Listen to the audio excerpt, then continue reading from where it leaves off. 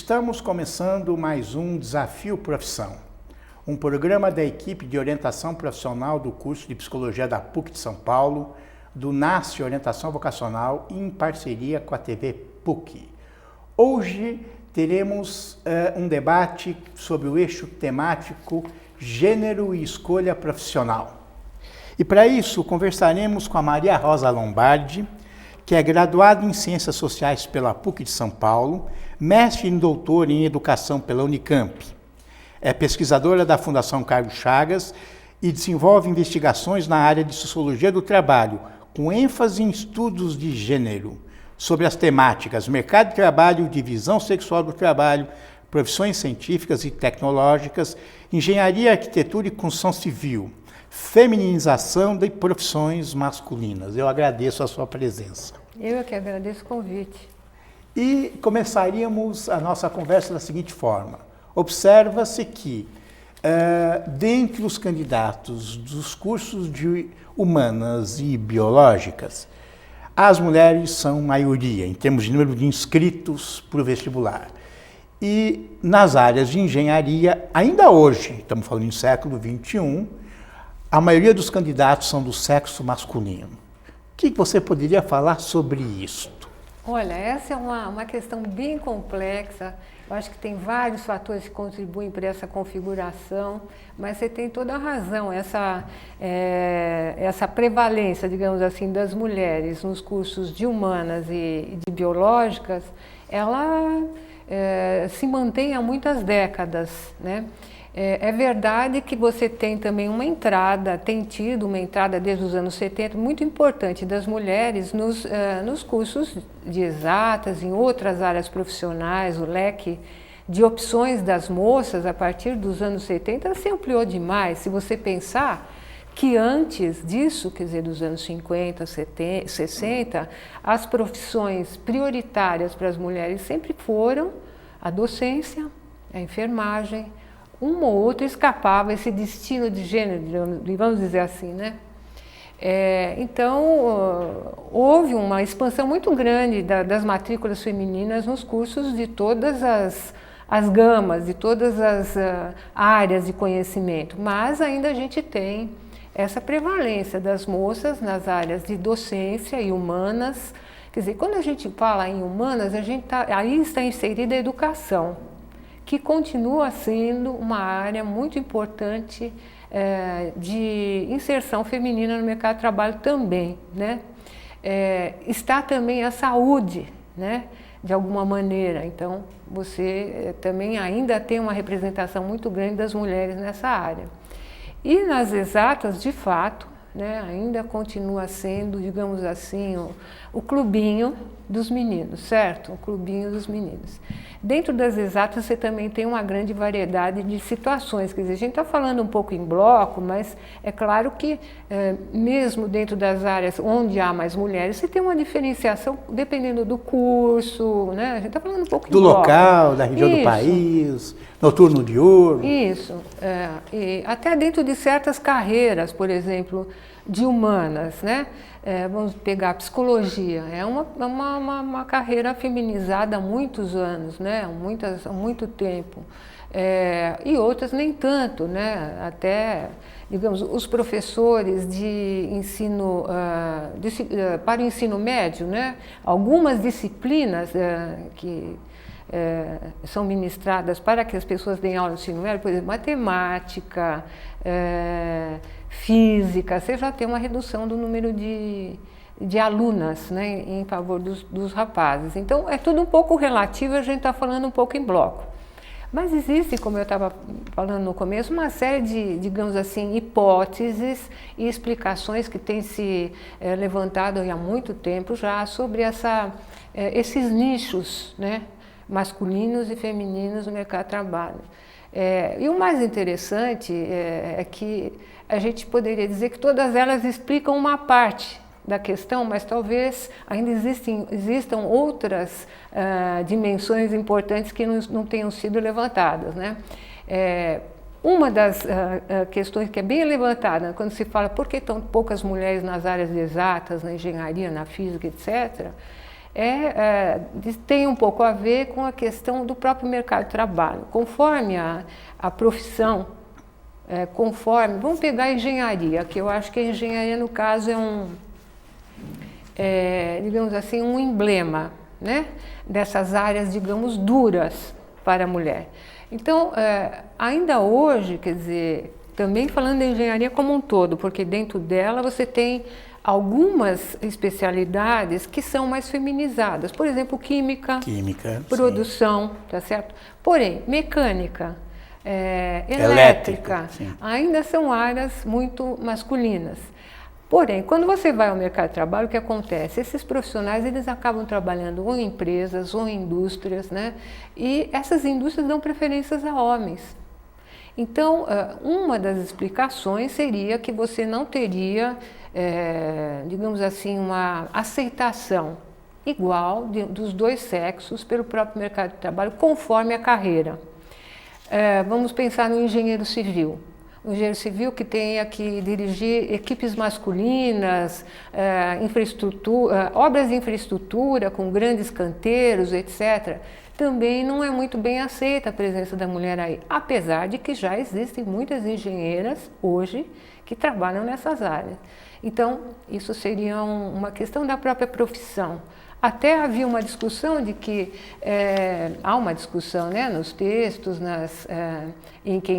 entre quem estuda essas profissões, de que as ocupações e as tarefas que eram desenvolvidas assim, que são desenvolvidas em aberto, quer dizer, a céu aberto, fora de um escritório, seriam carreiras mais próprias aos homens do que às mulheres.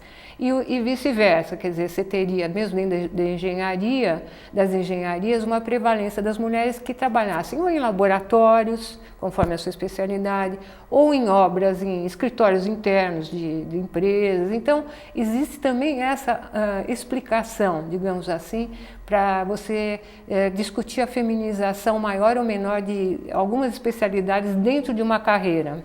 Então, isso é uma vertente. Outra vertente, ainda falando no caso da engenharia, eu acho que podemos falar dela tranquilamente como um emblema, como eu já disse, é que no caso da engenharia você tem uma origem militar.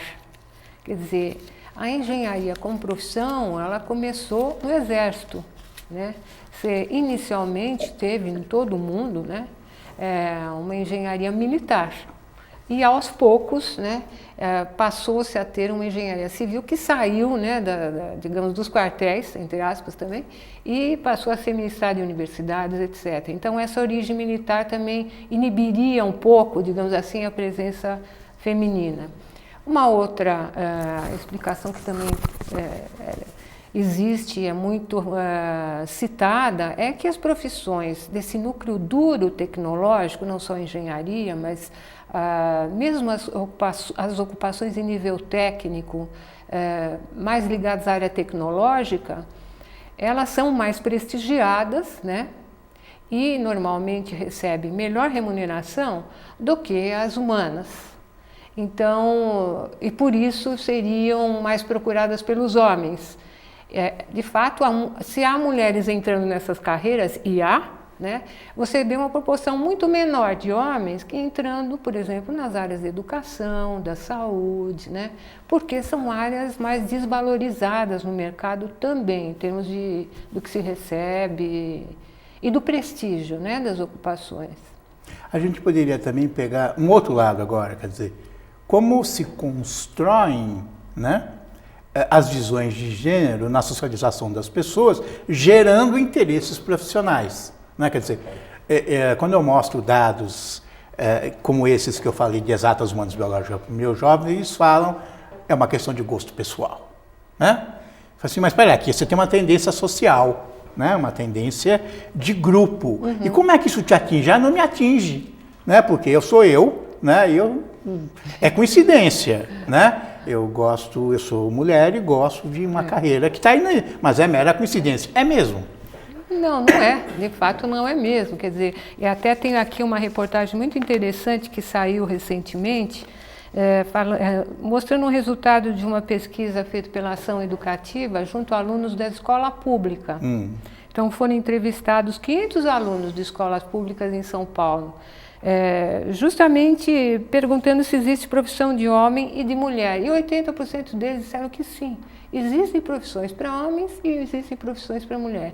É evidente que atrás de todas essas explicações que vimos falando anteriormente, há uma coisa que é fundamental, que perpassa todo o nosso campo social, quer dizer, a identidade feminina e masculina, as perspectivas e concepções de gênero que existem na nossa sociedade.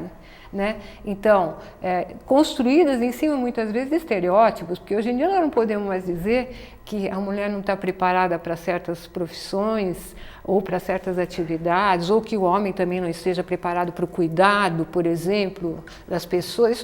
Isso hoje em dia não cabe mais. Né? Existem inúmeros estudos científicos mostrando a igualdade dos sexos nas suas capacidades intelectuais, nas suas habilidades. Quer dizer, o que nós temos é um gênero, é uma questão construída socialmente. Quer dizer, você tem um direcionamento das pessoas para uma ou outra carreira, para uma ou outra área profissional. Isso começa em casa, né?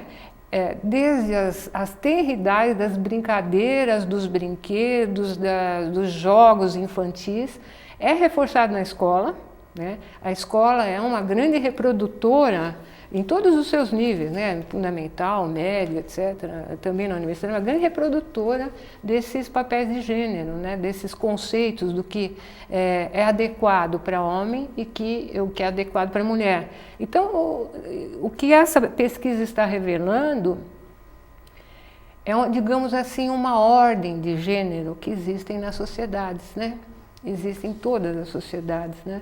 E essa ordem de gênero é uma ordem que é construída, ela não nasceu, quer dizer, nós não nascemos destinados a uma coisa ou outra, né? O que é muito importante que haja esse esclarecimento para os alunos, porque o normal é que é tão naturalizada essa questão, é tão introjetada, de maneira tão naturalizada, que a resposta que você disse que muitos dão, né, que não, eu escolhi, eu não tenho nenhuma influência, nem perpassa, né, para eles não têm consciência do que existiu por trás durante vários anos para que eles seguissem aquele caminho. Então, realmente, o que está por trás de tudo isso é uma concepção dos lugares, né? Dos lugares de homens e de mulheres na sociedade. A gente vem observando uma luta feminina, né? Para o questionamento, né, da cultura de gênero prevalente no país, e porque das mulheres, muito porque elas são as vítimas nessa relação do que os homens. No entanto, nós temos visto algo acontecendo na sociedade nos tempos de hoje, que é o fortalecimento pela neurociência da visão, né, das diferenças entre homem e mulher, né, e o reforço de teorias que dizem mentes mais adaptadas biologicamente de mulheres para algumas coisas, de homens para as outras. Né? Quer dizer, ao mesmo tempo que avança o questionamento de gênero, há um reforço, por um outro lado, de teorias que dizem isto é natural. Pois é, isso é um grande paradoxo, né? Porém, ao lado dessas teorias, também há outras que dizem que não há diferença, né?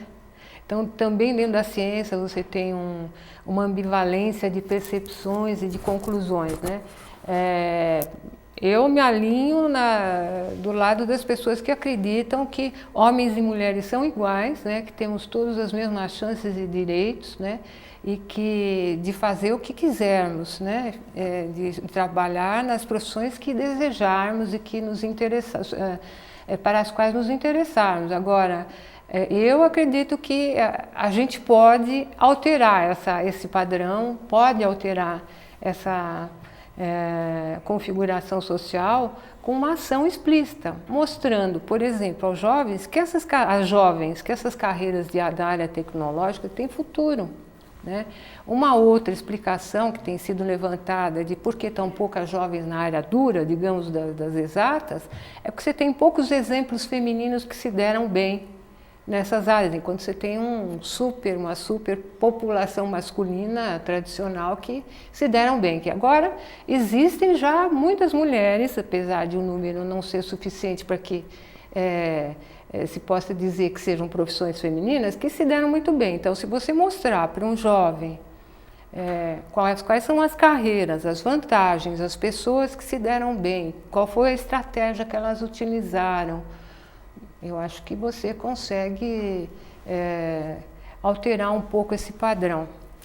Mas temos observado ao longo dos tempos a mulher lutando e conseguindo, não de forma ainda total, entrando em carreiras masculinas, ditas masculinas, né? Medicina é um exemplo claro. Hoje a mulher é a maioria nesta profissão, no exercício da profissão, em direito e em outras áreas. No entanto, né, os homens não fizeram o movimento inverso. Quer dizer, não foram, né, não conquistaram as carreiras ditas mais femininas. Isso é verdade, Silvio. E não fizeram também porque as carreiras femininas elas são menos valorizadas, né, no mercado, tem menos prestígio social, né, e não condizem, digamos assim, né, não condiziriam com a figura masculina. Então, existem muitos professores, por exemplo, na rede pública, mas um número ainda pequeno em proporção ao número maciço de mulheres. Muitos desses professores chegam até a sofrer algum tipo de preconceito por estarem numa carreira feminina. Normalmente, o que, digamos assim, os mecanismos, né, sociais que acabam acontecendo, que as pessoas utilizam, são mecanismos de ataque à identidade sexual.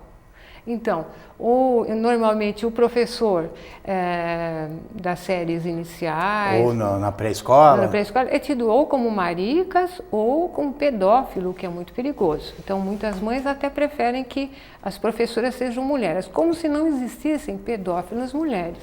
Né? Claro. Você vê que também aí é uma concepção, né? Também construída, tá certo? E do outro lado é a mesma coisa, tá? Quer dizer... quando as mulheres entram numa carreira masculina e assumem postos de comando e desempenham comando de equipes, muitas vezes elas têm que se endurecer um pouco mais para serem aceitas. E a pecha aí vai ser justamente que elas se transformam no macho. Inclusive, você tem um registro estatístico que mostram que as mulheres executivas elas adiam a maternidade, porque isso interferiria na execução do trabalho. Quer dizer, é ainda a visão, né? É ainda a visão masculina, quer dizer, o empregado ou a pessoa que está num cargo de chefia ou de liderança, ele tem que ser exclusivamente dedicado àquela empresa e àquela atividade, como é o padrão das empresas, que é também o padrão masculino, né? Por isso, tanta dificuldade na ascensão da mulher, né? E dificuldade para ela chegar lá e dificuldade interna dela, pessoal, porque, sem dúvida, ela tem um conflito ali, né? Onde vai bater na sua própria identidade de sexo, né? Então, a questão é bastante complexa, né? Tem inúmeros, podemos abordar a partir de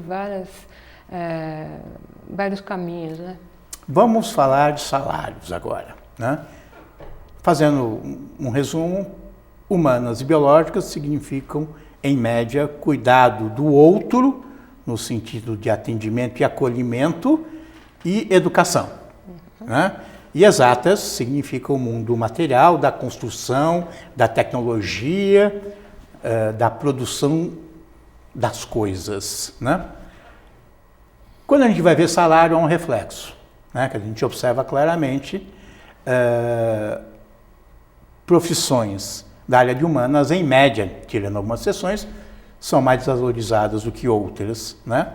E profissões, mudando, em média, os salários das mulheres é mais baixo que dos homens nas mesmas funções. Pois é. Como é que se pode entender isso?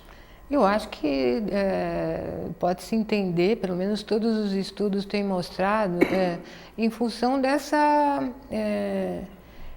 dessa posição diferencial que homens e mulheres têm na sociedade.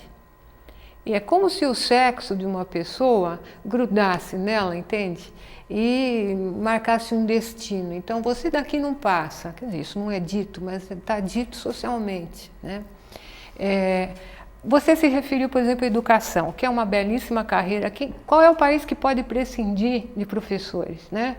E de boa qualidade e tudo. É uma discussão atualíssima, está inclusive nas manifestações atuais, né? Em cartazes, né? Essa carreira de magistério, ela já foi masculina. Ela já foi masculina.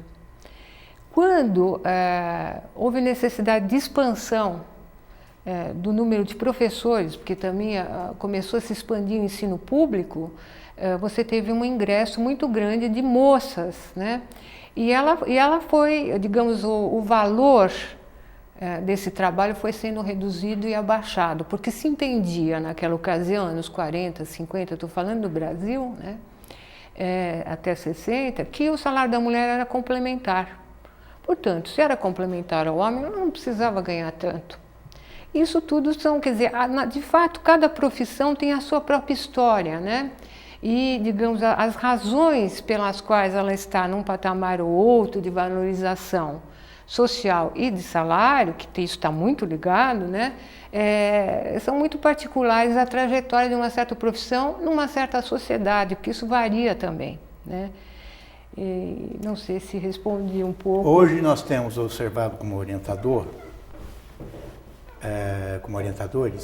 que uma ideia que estava mais apagada está sendo resgatada. Qual?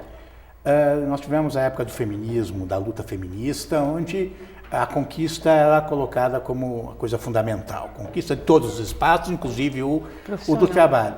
E hoje eu tenho observado em meninas de classe média, que é o grupo que eu atuo, que elas fazem projetos onde a questão da família, da maternidade, esteja contemplada. Quer dizer, isso é um resgate de uma coisa que no momento anterior tinha, vamos dizer assim, não estava em pauta. Você tem observado, tem ouvido isso também?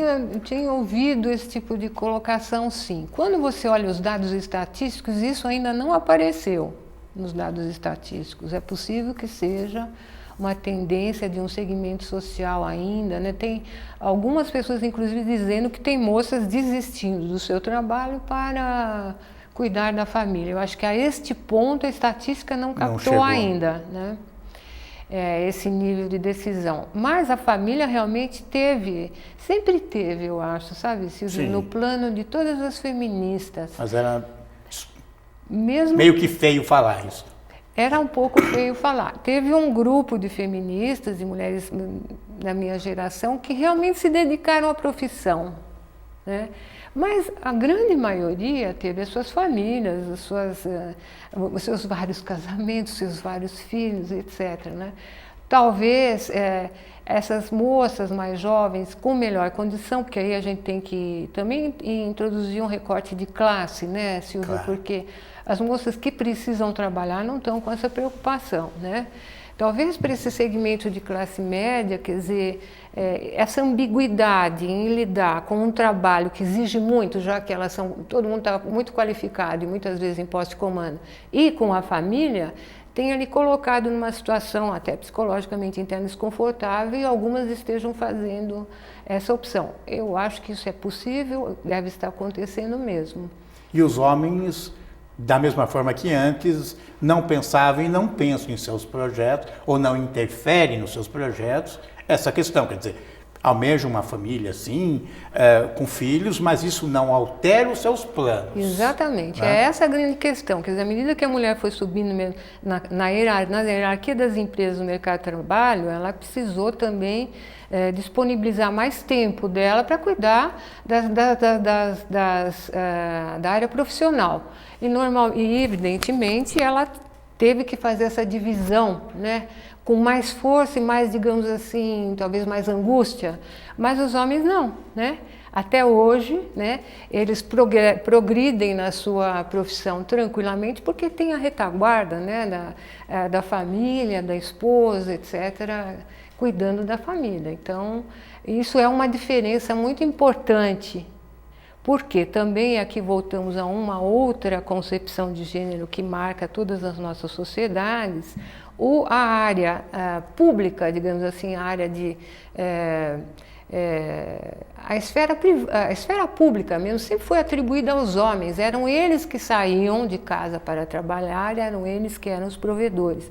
Os políticos. Os políticos. E a esfera doméstica era atribuição das mulheres. Só que, ao sair de casa para ir trabalhar, ela acumulou as duas, digamos assim, responsabilidades das duas esferas. Então, realmente pesa, né? Pesa, mas o homem não assumiu também, né? Ele não assumiu, não houve uma divisão de tarefas dos afazeres domésticos. Isso é Até melhorou um pouco, mas não que fosse interferir em planos, em projetos. Isso, sempre que...